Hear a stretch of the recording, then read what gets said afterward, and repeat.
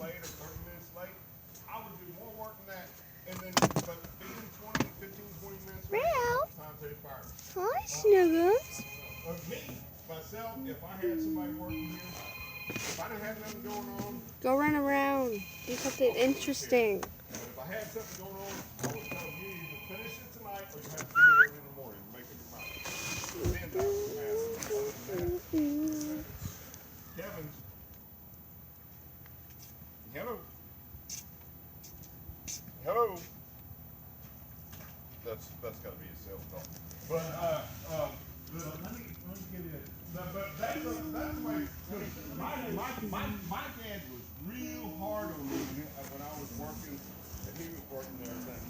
And he would tell me that was the iPad here with the truck and everything. But usually when I see that, somebody's coming.